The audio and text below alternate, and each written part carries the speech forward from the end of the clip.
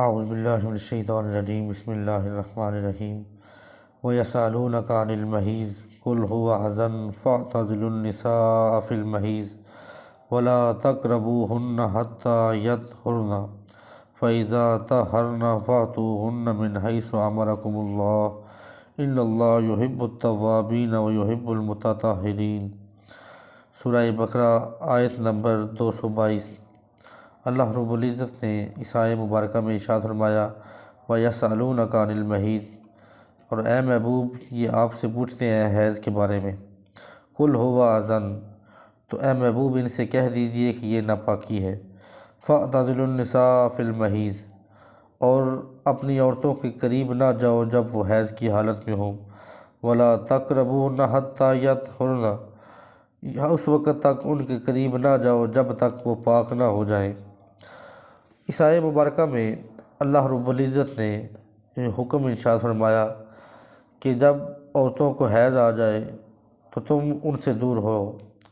اب اس میں علماء مفسرین نے یہ لکھا ہے اور سب علماء اس پر متفق ہیں کہ قریب نہ جانے سے مراد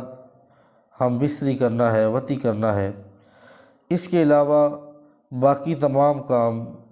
اس کے کھانا پینا، ان کے ساتھ بیٹھنا اٹھنا، یہ سب جائز ہے۔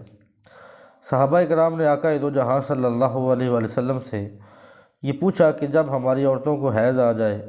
تو ہمارے لیے کیا حکم ہے،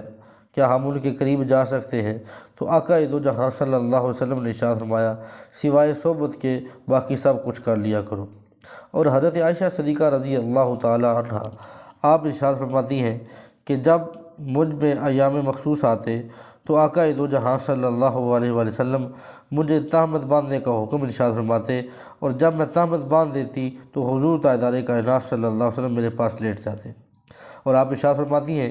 کہ جب میں ناپاکی کی حالت میں ہوتی تو میں جب پانی پیتی اور میں پیالہ حضور تاجدار کائنات صلی اللہ علیہ وسلم کو دے دیتی تو حضور اسی جگہ پہ منہ لگا کے پیالہ پیتے، پانی پیتے جہاں پر میں منہ لگایا کرتی تھی۔ اور اسی طرح حضرت میمونہ رضی اللہ تعالی عنہ آپ ارشاد فرماتی ہیں کہ آقا دو جہاں صلی اللہ علیہ وسلم اسی چادر پہ نماز پڑھ لیا کرتے تھے کہ وہ جو چادر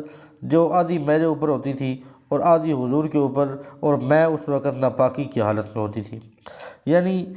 تمام علماء کے مطابق اور جمہور علماء کے مطابق فَاعْتَزِلُوا النِّسَاء کہ عورتوں سے الگ ہو جاؤ سے مراد یہ ہے کہ صرف اور صرف تم ان کے ساتھ صحبت نہ کرو۔ وَلَا تَقْرَبُوهُنَّ حَتَّى يَطْهُرْنَ، اور تم ان کے قریب نہ جاؤ جب تک وہ پاک نہ ہو جائے۔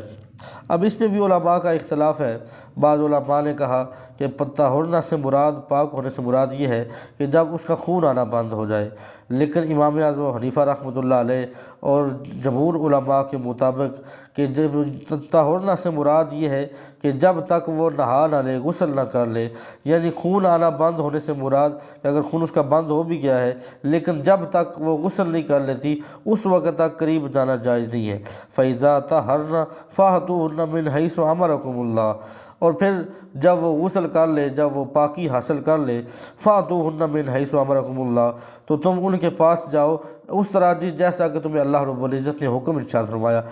اس سے مراد یہ ہے کہ اللہ رب العزت نے جو تمہارے لیے حلال رستہ رکھا ہے فرض کے ذریعے کہ تم صرف اسی ذریعے سے وطی کر سکتے ہو، فرمایا جو اللہ کا حکم ہے صرف اسی وجہ سے ایک ہی رستے کے ساتھ تم ہم بستری کر سکتے ہو۔ ان اللہ یحب التوابین، بے شک اللہ رب العزت توبہ کرنے والوں کو پسند فرماتا ہے۔ اب اس میں علماء کا اختلاف ہے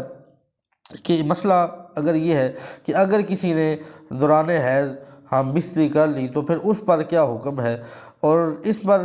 امام شافعی رحمۃ اللہ علیہ آپ فرماتے ہیں کہ وہ 1 دینار صدقہ کرے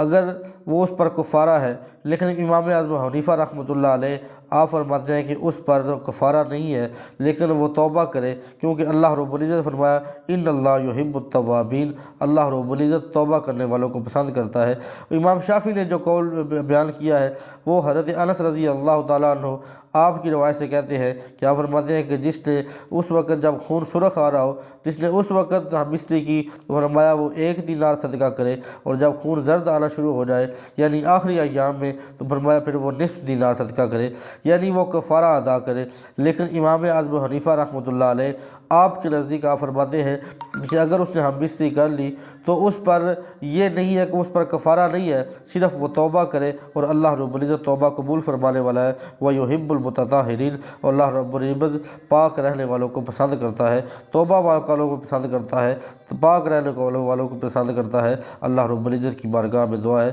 باری تعالیٰ عمل کی توفیق عطا فرمائے۔